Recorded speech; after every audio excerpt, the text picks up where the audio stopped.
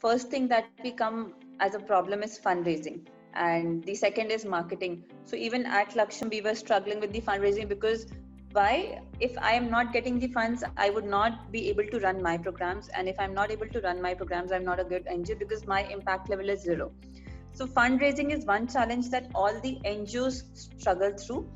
And what I have learned and how I am finding a solution to this is the new concept of social entrepreneurship, wherein you create a business model or a business venture wherein you can make money. So we are launching two new social ventures with the name of Laksham, wherein those ventures would be supporting Laksham.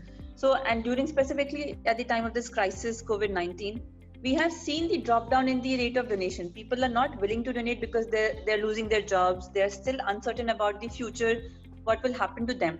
So nobody is willing to shell out that money.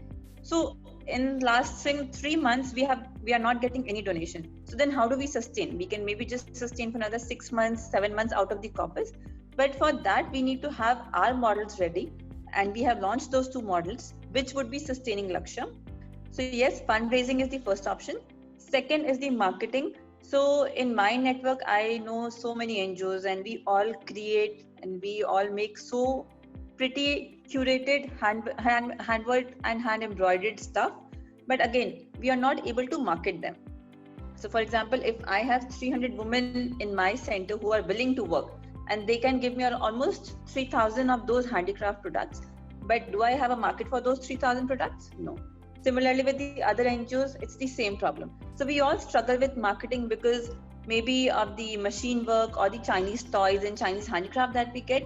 So जो handmade का cost होता है and handmade की quality होती है, people compare those things and they would not like to spend that money. So I think fundraising, marketing are the major problems. Once these two are sorted, coming to the on-ground thing, we see a lot of migration of the people and they're not willing to do that continuity program. So once I'm working with a specific child for 2 years and suddenly we will know that they have to go back to village. Why? Because they have something or the other. So if you have worked with a child for 2 years and you're not able to progress or monitor that child and number of those children we get, so the whole program loses their authenticity. So these are the three things that I have seen over the years.